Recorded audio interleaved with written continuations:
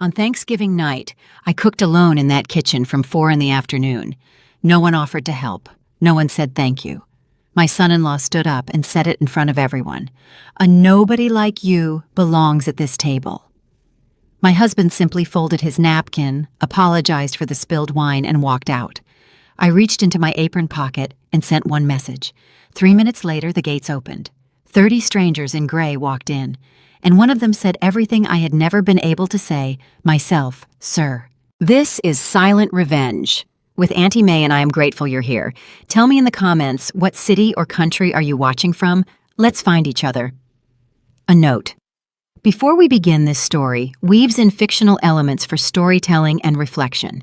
Any similarity to names or places is coincidental, but the heart of what I'm sharing with you tonight is something I mean completely. My name is Marilyn Ashby, and I am 67 years old. I have spent the better part of 4 decades learning how to make myself useful in rooms where no one particularly wanted me there. Tonight was no different. The kitchen of Preston and Allison's Greenwich estate was a monument to things I would never own: marble countertops, the color of fresh cream copper pots, hanging from a ceiling rack that probably cost more than Leland's first truck, a 6-burner Viking range that I had to ask Allison how to turn on because the knobs were decorative and the actual controls were a touch screen built into the backsplash. A touch screen. For a stove. I had been in here since 4 o'clock, my back aching, my hair pinned up and already falling loose at the temples, wrestling a 22-pound turkey into a roasting pan, while the catering staff Preston had hired floated around me with trays of bruschetta and glasses of Barolo, carefully stepping around me as though I were a piece of furniture someone had forgotten to move. My phone buzzed against the edge of the counter. "Ruth Calloway," the screen said. I dried my hands on my apron and answered before the second ring. "Tell me you're not in that kitchen by yourself again," Ruth said, and I could hear the indignation in her voice, even through the phone, sharp and warm, the way only a woman who has known you for 30 years can manage. "I'm perfectly fine," I told her. "Marilyn Jean Ashby, do not lie to me on Thanksgiving." I almost laughed at that. Almost. "Tonight will be different, Ruth," I said, keeping my voice low, glancing through the pass-through window into the dining room where Preston was already holding court, his voice carrying over the soft jazz playing from invisible speakers. "I promise you that." Ruth paused. "You're really going through with it?" "Already in motion," I said. She exhaled a long, careful breath. "Then God help everybody in that house tonight, except you and Leland." We said our goodbyes, and I slipped the phone back onto the counter. 2 notifications waited on the screen, both unread. The first was from a contact I had saved simply as DE, the second from NL. I did not open either of them. Not yet. The timing had to be right, and the timing was not yet right. Through the pass-through window, I could see Leland sitting in the corner armchair near the fireplace, the one that was clearly not part of the formal seating arrangement, but where he had quietly settled himself an hour ago because every other chair in the living room had been claimed by Preston's guests. He was wearing his good vest, the charcoal gray one he had owned for 20 years, the one with the small pocket on the inside left, where he kept things he did not want to forget. His hands rested on his knees, and even from here, I could see them trembling slightly, the way they had started doing 18 months ago, before the diagnosis, before the word dementia had entered our lives and rearranged everything inside it. Nobody was talking to him. Not Allison, who was laughing at something Diane Holloway's husband was saying near the bar cart. Not Preston, who had not looked in Leland's direction once since we arrived. Not a single one of the 12 guests circulating through that gorgeous hollow room.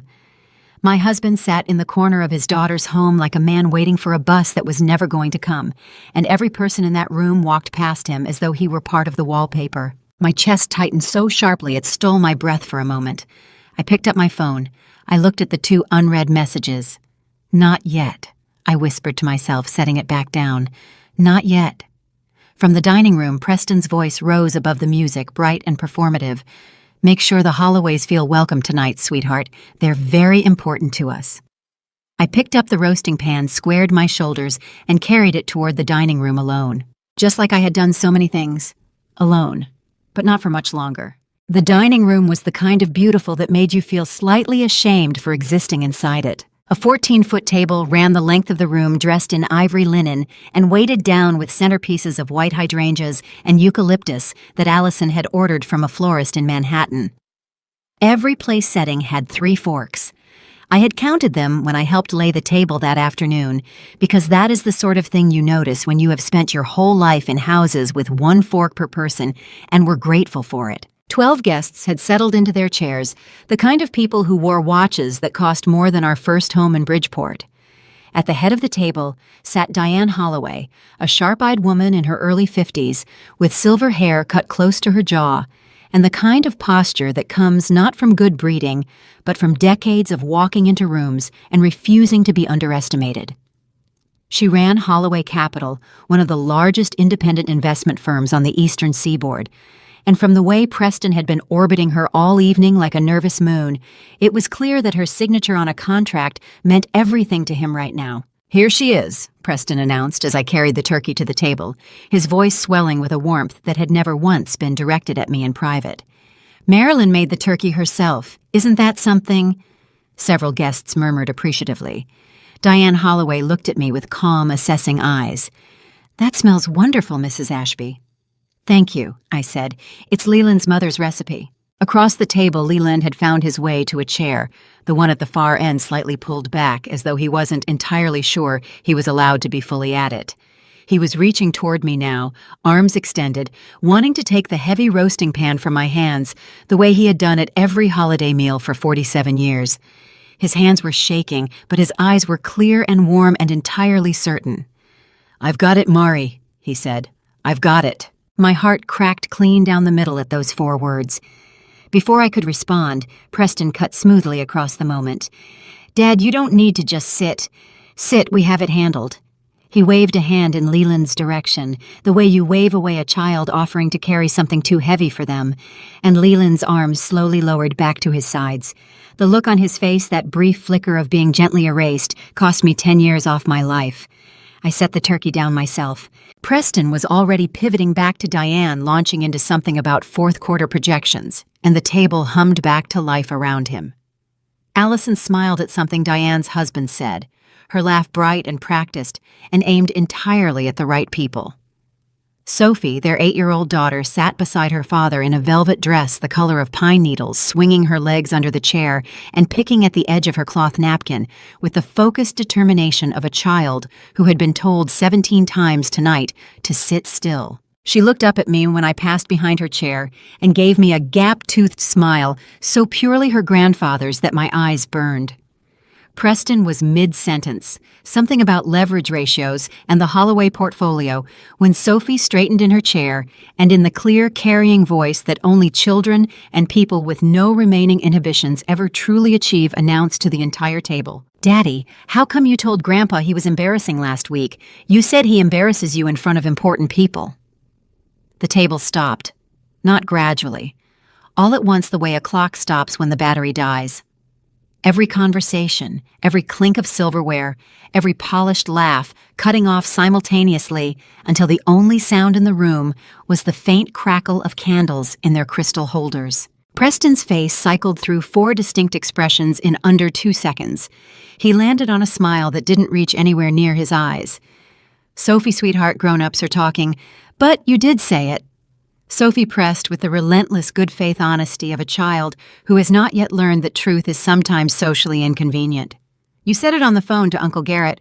I heard you from the hallway." Diane Holloway said nothing. She reached for her wine glass, lifted it slowly, and looked at Preston over the rim with an expression that contained an entire verdict. Allison's smile had gone rigid at the corners. Leland was looking down at his empty plate, jaw tight, shoulders pulled slightly inward, shrinking the way people shrink when they have spent too long being made to feel their presence is an imposition. And then his hand reached for the wine glass near his setting, just to move it, I think, just to have something to do with his shaking hands, and his fingers caught the stem and the glass tipped. The wine hit the tablecloth in a long, slow arc of deep red, spreading through the ivory linen, like a wound that couldn't be stopped. Preston was on his feet before the glass finished rolling. "Leland." His voice came out sharp and low, the kind of voice that is worse than shouting because it is so deliberately controlled. "What is wrong with you?" Leland looked at the spreading stain, then at his own hands, turning them over slowly as though they belonged to someone else. "I'm sorry," he said quietly. I'm sorry, I didn't mean to. You never mean to. Preston stepped back from the table, straightening his jacket, his jaw tight with a fury he had clearly been storing up for longer than just tonight. That tablecloth is from Portugal, Leland. Do you understand that it's hand-embroidered? It costs more than you probably made in a month at that warehouse. The table had gone absolutely rigid. 12 people staring at their plates at the centerpiece at the wall, anywhere but at the two men at the end of the table. Preston. Allison's voice was barely above a whisper. He didn't even glance at her. You know what your problem is, Preston continued, spreading his hands wide as though he were making a perfectly reasonable point to a boardroom full of colleagues. You have never once in your life learned how to act like a civilized man. 40 years pushing boxes around a warehouse, and it shows. Every single time. A nobody who never amounted to anything sitting at a table. He doesn't belong at breaking things that aren't his. The words landed one by one, each one heavier than the last. Leland did not flinch. He did not raise his voice. He did not defend himself. He simply sat very still, his hands flat on the table, now his eyes dropping slowly to the ruined tablecloth. And something in his expression went somewhere far away, somewhere the rest of us couldn't follow him and couldn't bring him back from. That look on his face, that quiet, absolute withdrawal. That was the thing that broke me completely. Allison had turned her face toward the window, her arms crossing tight over her chest. She said nothing. She did nothing. And in that moment, her silence was its own kind of cruelty. Diane Holloway set her fork down against the rim of her plate with a small, precise click that somehow cut through the entire room. Leland pushed his chair back slowly. He picked up the cloth napkin from his lap, folded it with great care, and placed it on the table beside his plate. Then he looked at me just for a moment, and what he said nearly knocked the breath clean out of my body. I'm sorry about the tablecloth, Mari. His voice was steady and soft. I'll wait for you in the car. As though he were the one who had done something wrong. As though the reasonable thing, the kind thing was to remove himself so that everyone else could go on enjoying their evening undisturbed.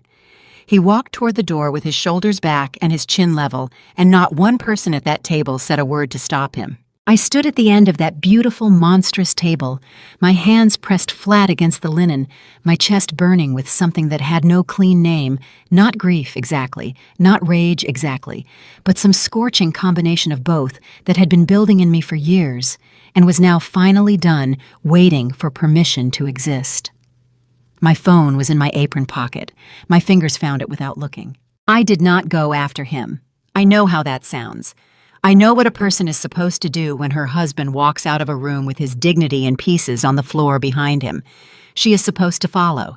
She is supposed to take his arm and say something that makes it better. But I had learned over 47 years of marriage that there are moments when following a man is the wrong kind of love. Leland didn't need me to chase after him through a dining room full of people who had just watched him be humiliated. He needed something else entirely, something I had been quietly building for 6 months. So I stayed. The table had shakily resumed around me. Forks, lifting voices, restarting in careful artificial tones, everyone performing the collective amnesia that polite society requires after witnessing something ugly. Preston had already retaken his seat and was saying something to Diane Holloway about the fourth quarter with a smile so smooth it made my stomach turn. Diane was not smiling back. She was looking at me. I held her gaze for exactly 1 second, then looked away. This was not her moment yet. I walked through the French doors and out to the far edge of the garden where the lights threw long gold shadows across the November grass. And I let myself remember. It was 1977, and Leland Ashby was 30 years old, and he was standing in the parking lot of the diner where I waitressed on weekends holding a ring box in both hands, like it was something that might shatter if he gripped it too hard. I don't have much Mari, he had said. His voice was steady, but his eyes gave him away completely wide open and terrified and hopeful in equal measure. I've got my truck and my job and 3 months of savings, and I know it's not what some men could offer you, but everything I have is yours, every single piece of it, if you'll have me. The ring was a thin gold band with a chip of diamond so small I had to tilt it toward the parking lot light to see it sparkle. I had said yes before he finished the sentence. Standing now in the cold November dark of my daughter's manicured garden, I pressed my thumb against that same ring still on my finger, worn smooth on the underside from 47 years of living, and I felt the memory move through me like a current. He had given me everything he had, every single piece of it, and for 47 years I had watched other people look at what he had and decide it wasn't enough, decide he wasn't enough. Not tonight. From inside the house I heard Preston laugh at something loud and easy, and completely unbothered, and the sound of it lit something in my chest that had been waiting a very long time for exactly this kind of kindling. I took my phone out of my apron pocket. I opened the message thread with DE and typed 2 words, now. I pressed send before I could think about it any further, because I had already done all the thinking I needed to do over the past 6 months, and the time for thinking was finished. From somewhere beyond the garden wall, I heard the low rumble of engines. More than one, growing closer. I straightened my apron, lifted my chin, and turned back toward the house. 47 years, Leland had carried this family on his back without once asking to be thanked for it. Tonight, whether he was ready for it or not, someone was finally going to say thank you loud enough for the whole room to hear. The gates opened slowly, and the lights of 3 black SUVs swept across the garden in long, clean arcs before the engines cut to silence. For a moment, nothing happened. The party sounds from inside the house continued the clink of glassware, the low current of conversation. Preston's laugh rising above everything else, like it always did, too loud, too confident, entirely certain of its own welcome. Then the first car door opened, and then another, and another. They came out in rows, 30 men and women in matching charcoal gray suits moving across the gravel drive with a quiet, coordinated precision that made the air around them feel different, heavier, charged with something I could not yet name. They were not hurrying. They did not need to hurry. People who know exactly what they are doing never do. At the front of the group walked a man I recognized immediately, though we had only ever spoken by phone. Dorian Ellsworth was 58 years old, broad-shouldered, with close-cropped silver hair, and the kind of face that had spent decades making difficult decisions and had made peace with every one of them. He wore his suit the way men wear things they never have to think about, like it was simply part of him. Behind him, one step to the right, walked Marcus Webb Dorian's second-in-command, a composed man in his mid-50s whose job tonight was to carry a single folded piece of paper in the breast pocket of his jacket. He had been carrying it for 3 days. The guests on the patio heard them first. Conversations faltered. Heads turned. Someone near the French door said, "Who are these people?" in a voice pitched halfway between alarm and fascination. Preston appeared from inside almost immediately. His smile already deployed, his hand already extended in the reflex of a man who defaults to networking even when he has no idea what he is networking toward. "Can I help you? This is a private event." Dorian looked at Preston's outstretched hand. He did not take it. "I'm aware," Dorian said. His voice was calm and even, and carried across the patio. Without effort, the voice of a man who had addressed boardrooms and courtrooms and every difficult room in between. "We were invited." He looked past Preston, entirely past him, through him, as though Preston were a door rather than a person, and his eyes found Leland standing near the garden wall, his car keys already in his hand, his shoulders still carrying the shape of a man who had just been told once again that he did not belong. Dorian walked toward him. Preston stepped sideways to intercept. "Now just a minute. Mr. Calder!" Marcus Webb's voice came from directly beside Preston, quiet and immovable as a wall. "Please." One word. Preston stopped as though he had walked into something solid. Dorian reached Leland and stopped in front of him. He stood there for a moment, this powerful man in his perfect suit, and then he did something that made several of the guests audibly catch their breath. He dipped his head in a slow, deliberate bow. "Mr. Ashby," Dorian said, his voice dropping to something quieter, something that was meant only for Leland and the immediate air between them. "It is an honor to finally meet you in person, sir." Leland stared at him. His brow furrowed deeply, the way it did when he was working hard to place something just out of reach. His keys shifted in his grip. "I'm sorry, son." Leland's voice was careful, searching. Have we met before?" Dorian held his gaze without flinching, without any flicker of discomfort at the question, and said simply, "No, sir. But I know you. I've known who you are for a very long time." The patio had gone completely still. Even Preston had stopped moving. And Dorian Ellsworth turned to face the crowd. "My name is Dorian Ellsworth," he said, his voice carrying across the patio with the ease of someone who had never once in his life needed a microphone. "I am the Chief Executive Officer of Hallcrest Logistics. We operate 43 distribution facilities across 19 states and employ just over 4,000 people." He paused, letting that number settle. "I am also the son of Gerald and Ruth Ellsworth, and the reason I am standing in your garden tonight has nothing to do with business and everything to do with a man named Leland Ashby." The name landed like something dropped from a great height. I watched Preston's face from across the patio.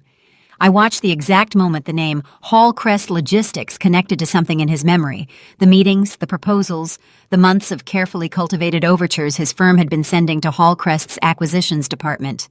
I watched the color leave his face 1 degree at a time, like water draining from a bathtub, slow and then all at once. 30 years ago, Dorian continued, Hallcrest operated a distribution warehouse outside of Bridgeport, Connecticut. On the night of March 14, 1994, an electrical fault ignited a fire in the facility's main control room. The suppression system failed. 12 workers were trapped inside before anyone fully understood what was happening. He stopped, not for effect for breath. Even now, 30 years later, the telling of it cost him something. Every emergency protocol said to evacuate the building and wait for the fire department. Every protocol said to get out and stay out. Dorian turned and looked at Leland. Leland Ashby went in. The patio was so quiet I could hear the candles guttering in their glass holders. He went in once and brought out 4 men. Then he went back in a second time for the last 2. Dorian's voice held steady, but only just. He had no equipment, no training for that specific situation. He went in because there were men still inside, and he was not willing to stand outside and wait while that remained true. From within the group of 30, a figure stepped forward. He was a tall man in his early 70s, broad across the chest, in the way of someone who had spent decades doing physical work with a close-cropped white beard and eyes that were red-rimmed before he even opened his mouth. He walked with a slight hitch in his right leg, the kind that comes from an old injury that healed mostly, but never completely. "My name is Ray Tipton," he said, and his voice cracked on the second word, and he pressed on through it anyway. "I was the floor supervisor on shift the night of March 14th. I was one of the last 2 men Leland came back in for." He stopped, cleared his throat hard. "I have a daughter who is 31 years old. I have 2 grandchildren. I coached youth baseball in Fairfield County for 18 years. He looked directly at Leland, and his chin trembled with the effort of holding himself together. "None of that exists without you, Leland. Not one day of any of it." Leland's hand came up and pressed flat against his own chest, as though he were trying to hold something inside himself that was threatening to come loose. His eyes had gone bright and glassy, and his lips were pressed so tightly together that the skin around them had gone white. I felt tears sliding down my own face and did not bother to stop them. From behind me, I heard Preston make a sound small and involuntary, the sound of a man who has just understood the full dimensions of his own catastrophic mistake. "A warehouse rat," Dorian said quietly, turning his gaze to Preston. The words were precise and deliberate, and as cold as anything I had ever heard spoken in a civil tone of voice. "That's the phrase you used tonight, I believe." Before I read you what was on that list, drop a "still here" in the comments so I know you're with me, because these names, these 23 names, I have never been able to get through them without my voice breaking. A small note: parts of this story include fictional elements added for reflection and storytelling. If that's not something you'd like to continue, it's completely okay to step away here. Whatever he had been preparing to say, whatever carefully constructed defense he had been assembling, in the 10 seconds since Dorian said the words "warehouse rat" back to him, it never made it out. Because Diane Holloway pushed her chair back from the table, and the sound of it scraping against the flagstone was loud enough to stop him cold. She stood slowly, deliberately, the way a person stands when they have made a decision and are in absolutely no hurry to rush the moment. "Mr. Calder," she said, and her voice had shed every trace of the warmth she had brought to the dinner table. What remained was something stripped and precise, the voice she used in boardrooms when a conversation had gone somewhere she would not follow. "I have a question for you." Preston straightened his jaw, tightening. "Diane, I think if we just... Did you invite your in-laws here tonight as props?" The word hit the patio like something thrown hard. Several guests shifted in their seats. Allison made a small, wounded sound from somewhere to my left. "That is not," Preston started. "Because from where I'm sitting," Diane continued, not raising her voice, not needing to, "it appears that you arranged a Thanksgiving dinner to which you invited a significant potential business partner, placed your wife's parents at the table as evidence of a warm family life, and then spent the evening treating your father-in-law with a contempt that I found difficult to watch even as a stranger." She tilted her head slightly. "Am I missing something?" Preston's mouth opened and closed. For the first time all evening, the man who had an answer for everything had nothing.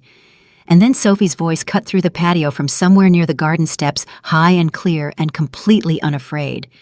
"Daddy, why are you making that face? That's the face you make when you get in trouble." A sound moved through the crowd, something caught between a gasp and something almost like laughter, painful and involuntary, the sound of 30 people recognizing the truth when an 8-year-old delivers it without warning. Preston turned toward his daughter, and his voice came out in a low, controlled hiss. "Sophie, go inside, now." "But Grandpa is still out here," Sophie said, wrapping both arms around Leland's nearest arm and squeezing with the full force of her small body. "I want to stay with Grandpa." Leland looked down at her. The brightness in his eyes that had been threatening to overflow for the last several minutes finally did one tear, cutting a slow path down the side of his face, which he made no move whatsoever to wipe away. He placed his free hand gently over both of Sophie's and held on. Allison had pressed her fingers over her mouth. Her shoulders were shaking. She was staring at her daughter, holding her father's arm, and something in her face was fracturing open in a way that no amount of composure was going to hold together. Diane Holloway looked at Preston one final time. "I've seen a great many business deals fall apart, Mr. Calder," she said. "I've seen them fall apart over numbers and contracts and timing and trust. I have never seen one fall apart quite like this." She picked up her evening bag from the back of her chair. "I won't be moving forward with the partnership. I'm sure you understand." She turned to me, and her expression changed, softened into something that was almost unexpectedly kind. "Mrs. Ashby." She extended her hand, and I took it. "Your husband sounds like an extraordinary man. I'm sorry it took this kind of evening for me to learn that." "So am I," I said, "but I'm glad you know it now." She nodded once and walked inside without looking back at Preston. The silence he was left standing in was the loudest thing I had ever heard. Marcus Webb stepped forward from the gray circle, a folded piece of paper held carefully in both hands. Marcus Webb unfolded the paper with both hands, slowly and carefully, the way you handle something that has no business still existing, but somehow does anyway. It was a photocopy. I recognized it the moment I saw it, a reproduction of something I had found 6 months ago in the bottom of an old shoebox in our bedroom closet, tucked beneath a folded American flag and a watch that had stopped working sometime in the 90s. The original was written in Leland's handwriting, cramped and slightly uneven, the penmanship of a man who had spent his working life using his hands for everything except writing. Marcus cleared his throat. "I'm going to read some names," he said to the gathered crowd, his voice measured and unhurried. "These are people that Leland Ashby wrote down because he was afraid he might forget them. I'd ask that you listen." The patio was absolutely still. "Daniel Reyes," Marcus began. "Roof leak, winter of 1998, 3 kids under 6. He paused for exactly 1 beat, then continued. "Patricia Moore, groceries for 6 months after her husband passed, said she'd pay it back. Leland wrote never asked her to." Another beat. "Tommy Briggs, jump-started his car every morning for a winter because his battery was dead, and he couldn't afford a new one. Leland wrote good kid, just needed a hand." The list went on. 23 names in total, each one followed by a brief notation. A sentence sometimes too written, not in the language of heroism, but in the plain, matter-of-fact shorthand of a man recording things he simply did not want to lose track of. A furnace fixed. A child tutored through algebra. 2 months of rent covered for a neighbor whose husband had lost his job. a hospital vigil kept for a man who had no family to sit with him at the end. Somewhere around the 14th name, a woman near the back of the gathered guests pressed her hand flat against her chest and exhaled a sound that was not quite a sob, but was not far from one either. I could not look at Leland directly. I was afraid of what I would do if I did. Then I heard him. The soft rustling sound of him reaching into the inside pocket of his charcoal vest, the small pocket on the left side, the one he always kept things in that mattered. I turned, and he was holding the original. The actual paper, not the copy. Yellowed at the edges, soft from years of being folded and unfolded, the ink in some places faded to near invisibility. He stared at it in his open palm like a man rediscovering something he thought he had lost. "I just didn't want to forget them," Leland said. His voice was barely above a whisper, rough at the edges, and it carried across the silent patio as clearly as anything spoken at full volume. "That's all it was. I didn't want to forget a single one of them." The woman near the back was crying openly now. She was not the only one. Leland lifted his eyes from the paper and looked out at the faces turned toward him. All these strangers who knew his name, who had come here tonight on a Thursday in November because of a list he had kept in a vest pocket for 25 years, and his chin trembled so hard I thought he might have to sit down. Some mornings I reach for her name, a name I have said every day for 47 years, and it takes me a moment to find it, and that scares me more than anything. He pressed the paper carefully against his chest. But I remember every single person on this list, every one of them, clear as anything. Allison took one step toward her father, then another. Her foot caught on the edge of the patio stone and she stumbled slightly, catching herself, and the small, graceless lurch of it seemed to break something loose inside her entirely. Allison stood in front of her father, and she looked like a woman who had just walked back into a room she had left a very long time ago and found everything exactly where she had left it waiting. She was still holding the copy of his list. Her fingers had crumpled the edges without her seeming to notice, and now she smoothed it against her palm with a care that had come too late and knew it. "Dad," she said. Just that. Just the one word, and it came out broken in 4 different places at once. Leland looked at his daughter. His chin was still trembling and his eyes were wet and bright, and he did not say anything yet. He just looked at her, the way fathers look at their children when they are seeing them clearly for the first time in a long while, with a love so steady and so long-suffering that it makes everything else in the vicinity seem small.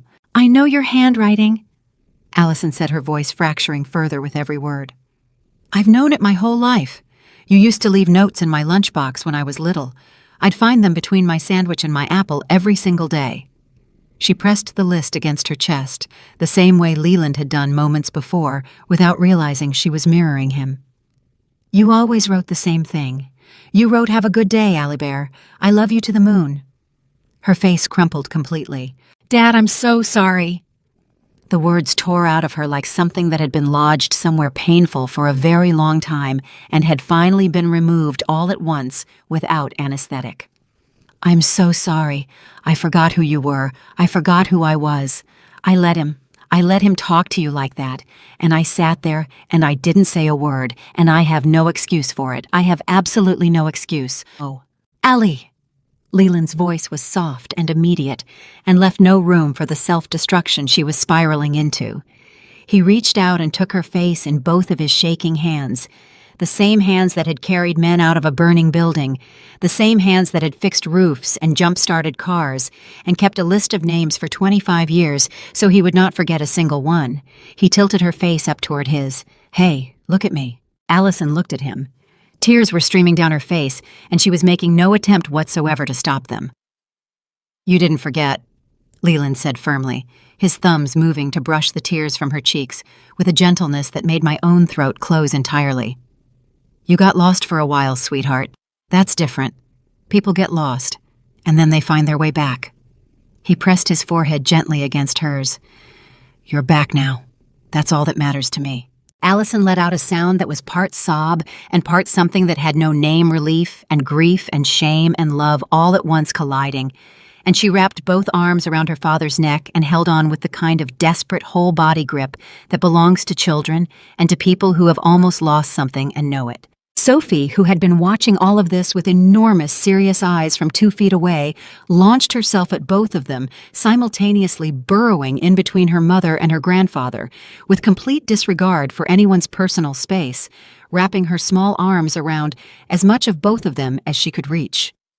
"I want to hug too," she announced into Leland's vest, her voice muffled but utterly certain. A sound moved through the crowd that was unmistakably laughter, warm and wet and entirely involuntary. I pressed my hand over my mouth and felt my shoulders shaking. Behind me, I heard Preston's footsteps on the flagstone, slow and deliberate, moving toward the 3 of them. Dorian moved before Preston had taken 3 steps. He did not run, did not raise his voice, did not make any dramatic gesture whatsoever.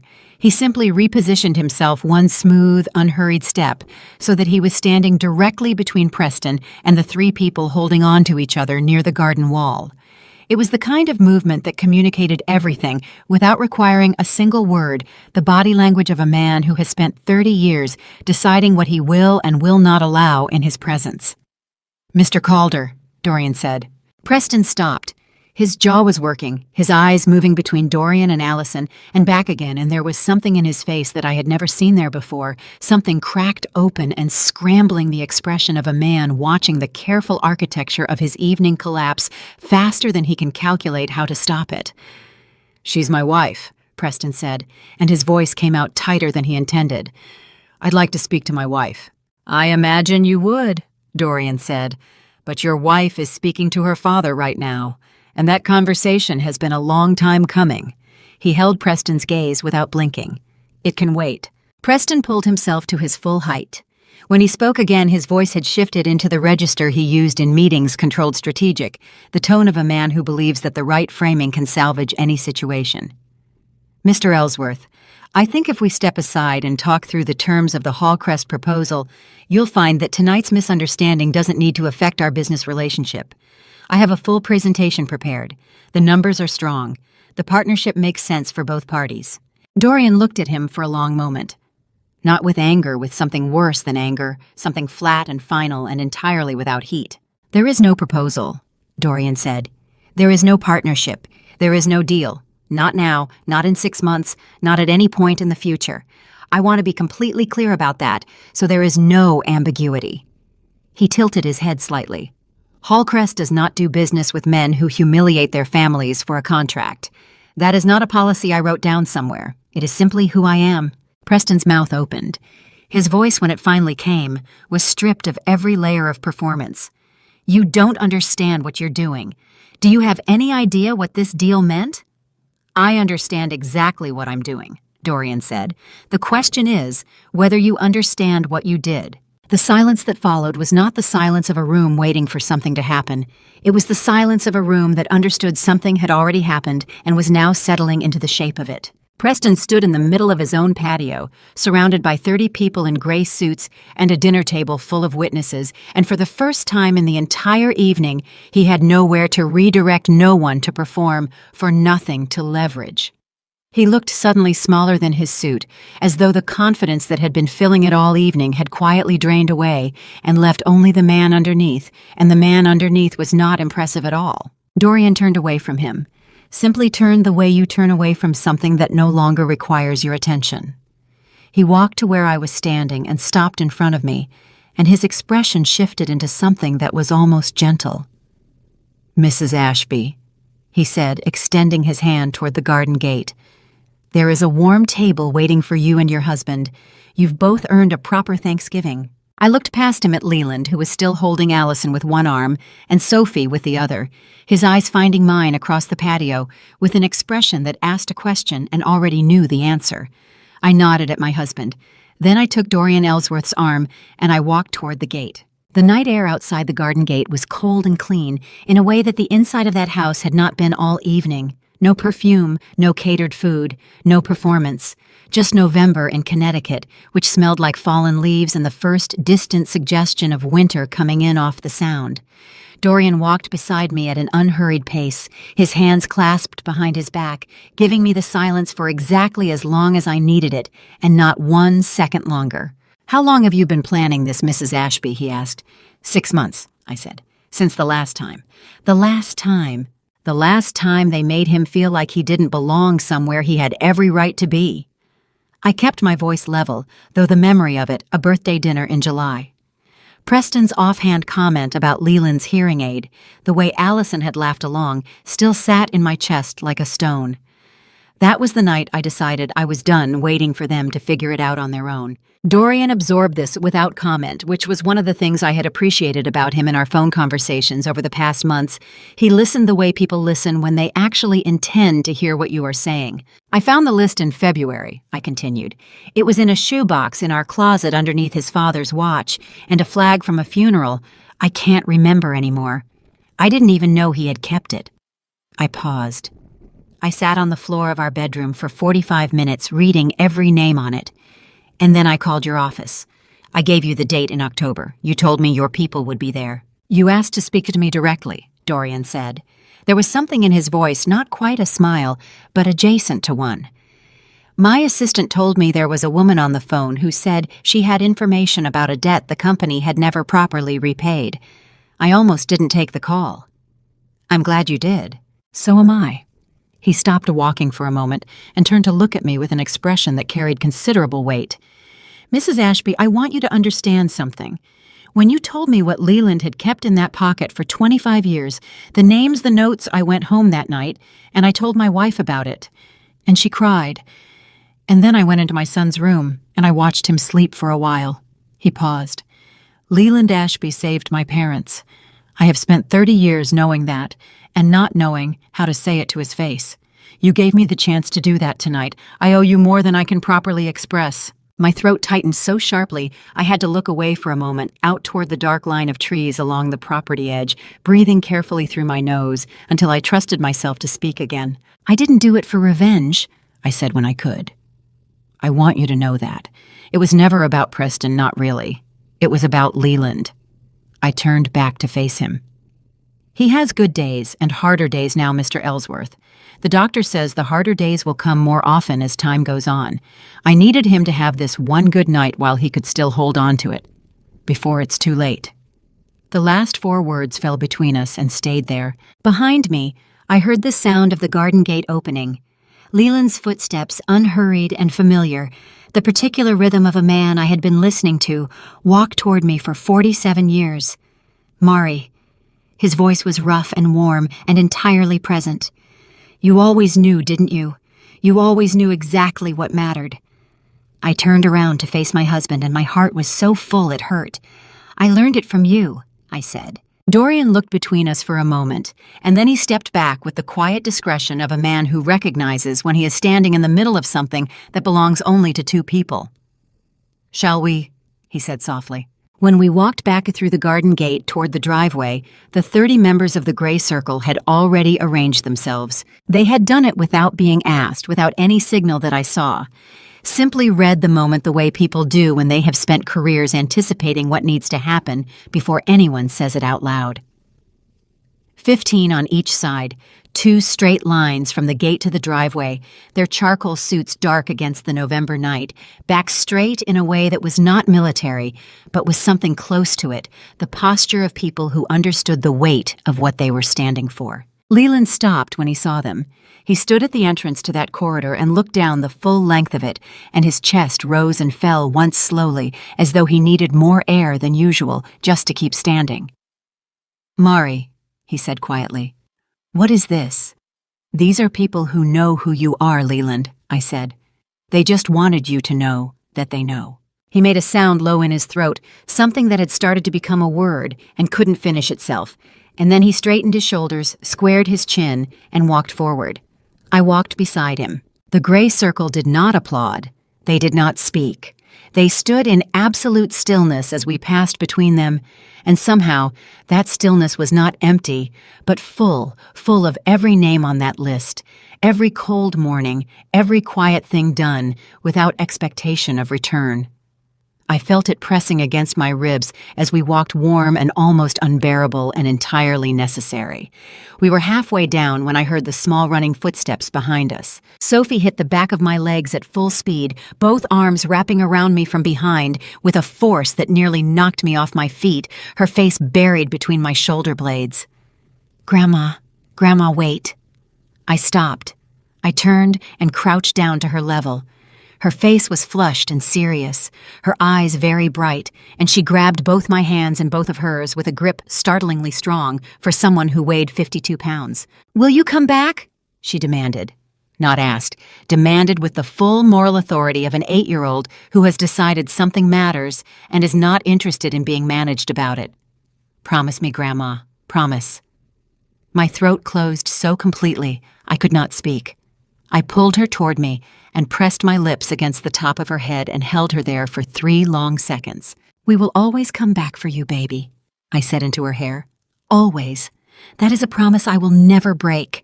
She pulled back and studied me with those serious eyes, deciding whether to believe me. Then she nodded once with great ceremony and stepped back. I stood and turned toward the house. Allison was on the top step of the patio, arms wrapped around herself, against the cold Leland's list still in her hand.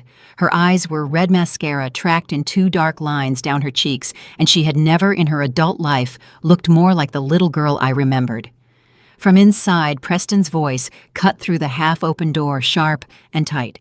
"Allison, come inside. We need to talk." Allison looked at the door, then she looked back at us. She did not move toward the door. I held her gaze for one long moment. Then I turned back to Leland, and we walked the rest of the way to the car together. And behind us, the garden gate closed with a soft, final sound, like the last page of a chapter turning. "We just left that garden, and I need you to stay with me for what comes next, because the best part of this night hadn't happened yet. Drop a still watching below so I know you made it this far. Just a reminder, some details in this story are fictional, woven in with care. If you'd prefer to step away, this is a gentle place to do so. No hard feelings at all." The restaurant was called Halcyon, and it was nothing like the Calder estate. It was small and warm, and lit entirely by Edison bulbs, strung low over wooden tables. The kind of place where the menus were handwritten on a chalkboard, and the smell of butter and rosemary hit you in the face the moment you walked through the door in the best possible way. Someone had reserved the entire back room round tables, pushed together into one long communal surface. Candles burning in mason jars, a small speaker in the corner putting out jazz. So quiet it felt less like music and more like the room itself was breathing. Leland walked in and stopped just inside the door, and I watched his face do something I had not seen it do in a very long time. He smiled. Not the careful, compressed smile he had been wearing all evening at the Calder house, the one that lived only in the lower half of his face and never quite reached anywhere important.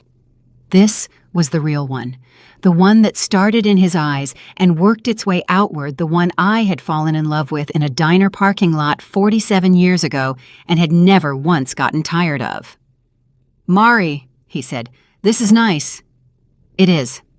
I agreed and had to look away before I embarrassed myself completely. The gray circle filled in around the tables with the easy comfort of people who had spent years working alongside one another, pulling out chairs, passing bread baskets, filling water glasses, the ordinary choreography of people who actually like each other. Dorian sat across from Leland Ray Tipton to his left, Marcus Webb already in conversation with a woman 2 seats down who kept laughing at something he said and covering her mouth with her hand. One by one, quietly members of the gray circle began to introduce themselves to Leland, a man in his 40s with a red beard and calloused hands. "My name is Bobby Greer. My uncle was Tommy Briggs. You jump-started his car every morning one winter when he was too proud to ask anyone for help. He talked about you his entire life." Leland's hand closed around Bobby's and held it. "Tommy," he said, and his voice carried the name like something precious. "How is he?" "He passed 4 years ago," Bobby said, "but he died knowing somebody had shown up for him when it counted. He said that changed the way he thought about people." He cleared his throat hard. "He said you were the reason he started showing up for other people, too." Then, a woman in her early 60s, with silver-streaked hair and Leland's list folded in her jacket pocket, stood up from her chair. Her voice when she spoke was steady, but her hands were pressed flat on the table in the way of someone using the surface to keep themselves upright. "My name is Carol Reyes," she said. "Daniel Reyes was my father. You fixed his roof in the winter of 1998 when we had nothing. 3 kids under 8 and a leak over the beds." She stopped, swallowed. "He passed 3 years ago, Mr. Ashby, but he talked about you until the very end. Every single winter when it snowed, he'd look out the window and he'd say, "Leland Ashby fixed our roof. Good man. Best kind of man there is."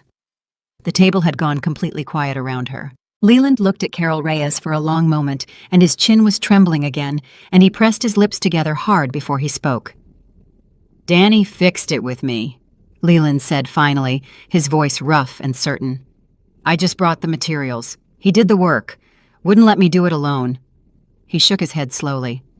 "Stubborn as anything, your father. I liked him enormously." Carol Reyes sat back down and pressed both hands over her face, and the sound she made was grief and gratitude, so tangled together they had become the same thing. Ray Tipton reached over and put his hand on her shoulder, and at the other end of the table, I reached over and took Leland's hand and held on. Ray Tipton got to his feet the way men do when their bodies have earned every year they carry slowly with that slight hitch in his right leg that 30 years had never fully fixed. He picked up his water glass because his hands needed somewhere to be. The table went quiet without anyone asking it to.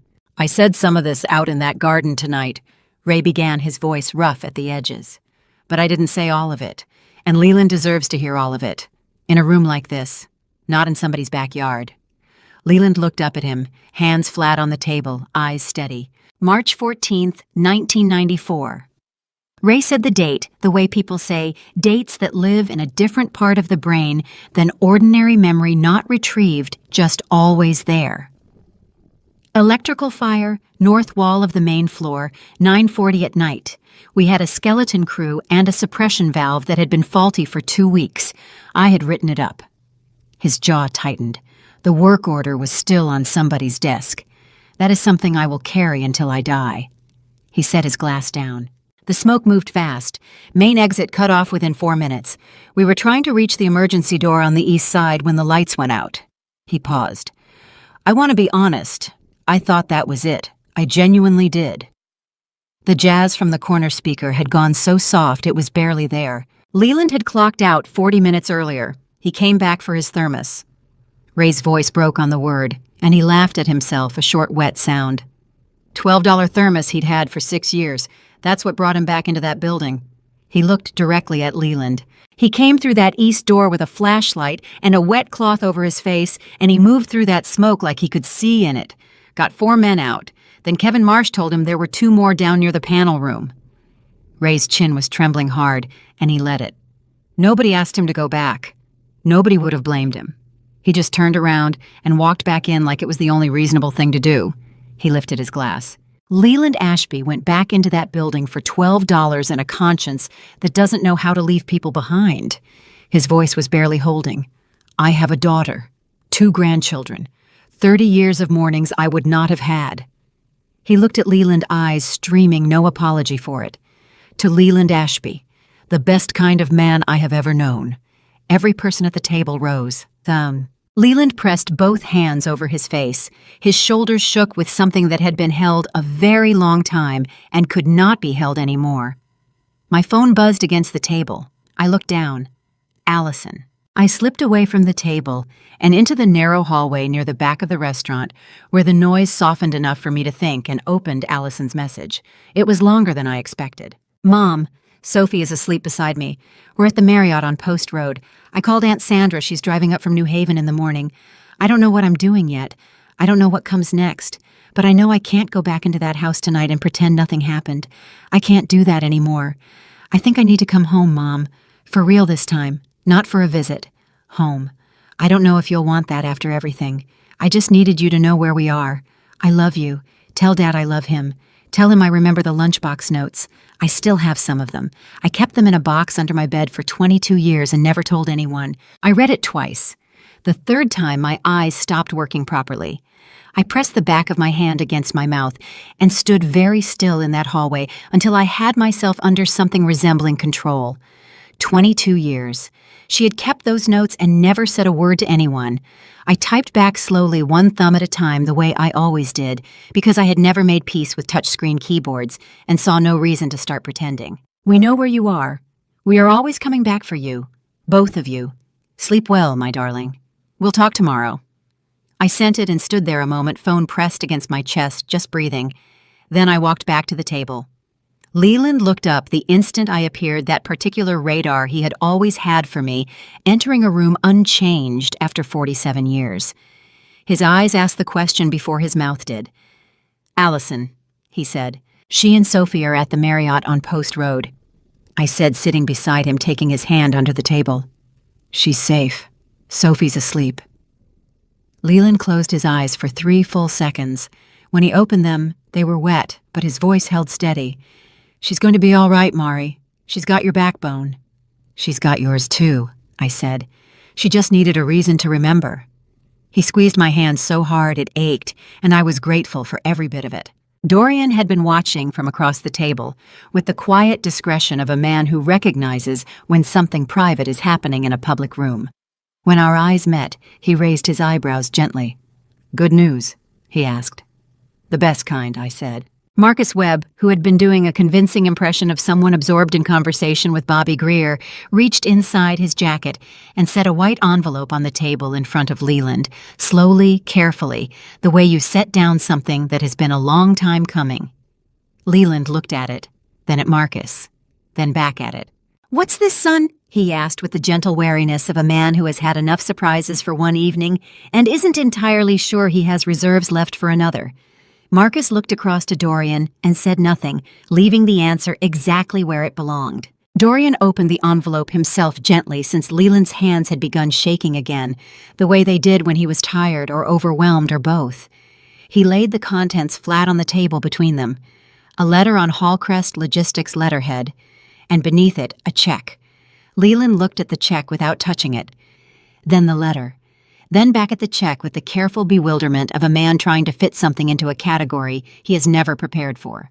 3 months ago, Dorian said, our board of directors voted unanimously to establish a charitable fund.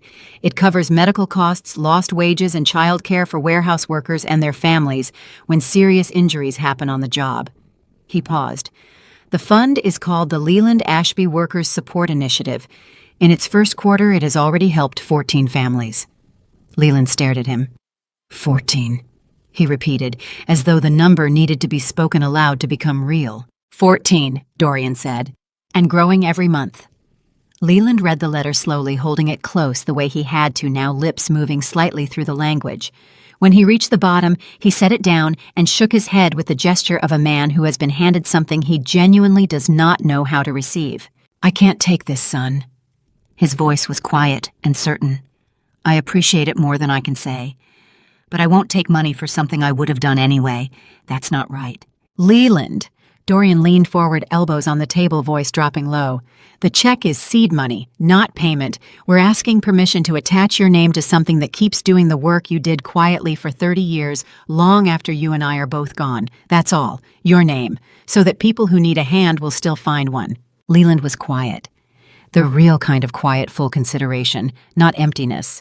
The way he had always made decisions without rushing toward the answer that felt good over the one that was right. He looked at me. I put my hand over his and held it. It's not for us, Leland. It's for the ones whose names aren't on your list yet. The ones who'll need someone to show up and won't have a Leland Ashby to do it. I squeezed his hand hard. Let your name be that person for them. Something shifted in his face. Something that had been braced against the world for a very long time, quietly let go. He picked up the pen Marcus had placed beside the letter, without anyone noticing, and signed his name at the bottom of the authorization page. Slowly, carefully, the handwriting of a man who meant every letter of it. When he set the pen down, his hand was steadier than it had been all evening. All right, he said. All right. The table exhaled 30 people, releasing something they hadn't realized they'd been holding.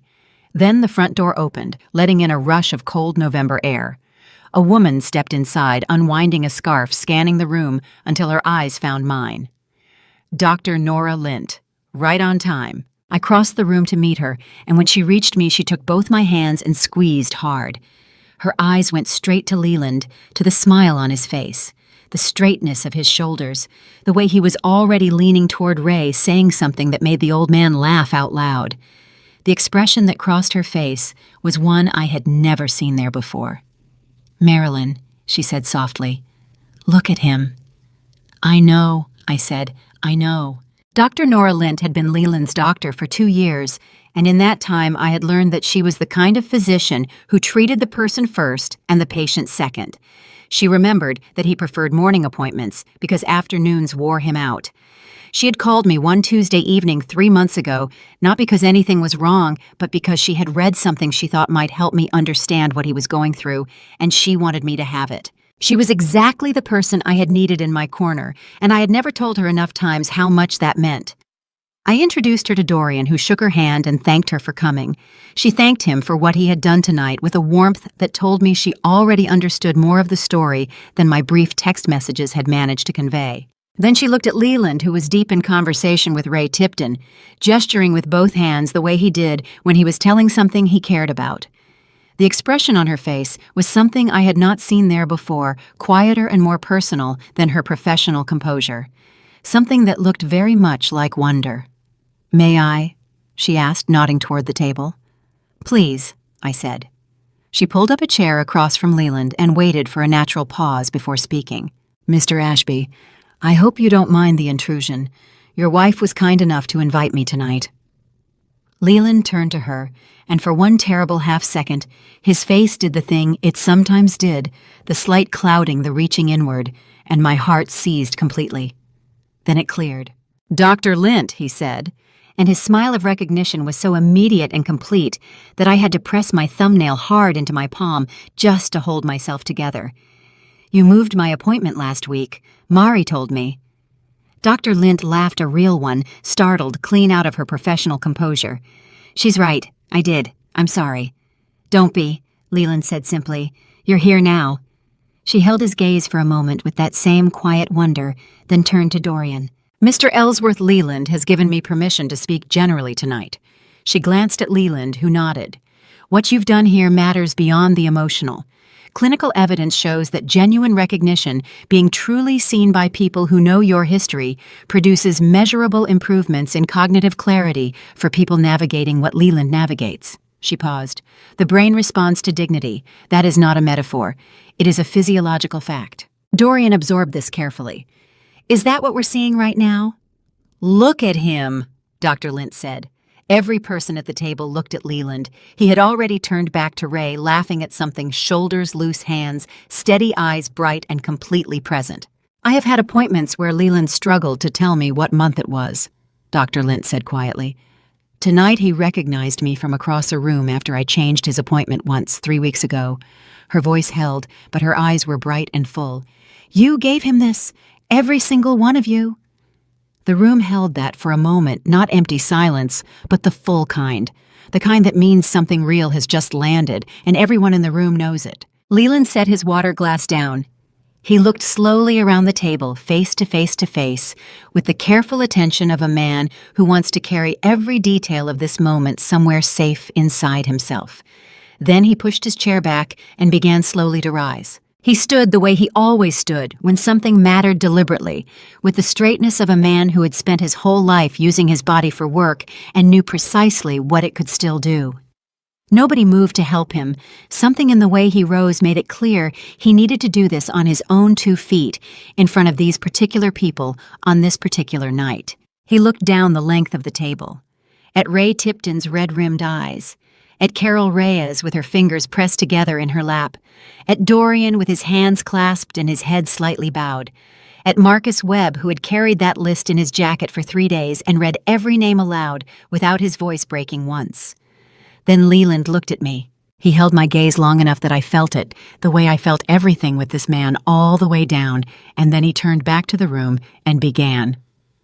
"I don't remember everything the way I used to," he said. "Some mornings I wake up, and the day feels like it's already going somewhere without me, like a train I have to run to catch." He paused. "Some days I catch it, some days I don't." Nobody moved. "But I remember every name on that list, every single one." His eyes were the clearest they had been all evening.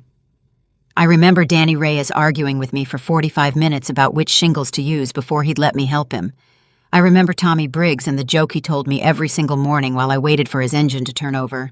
Not a good joke. Same joke every morning." His voice caught softly. I laughed every time. Laughter and grief moved through the table at exactly the same moment. He turned to me, eyes wet and certain and entirely present.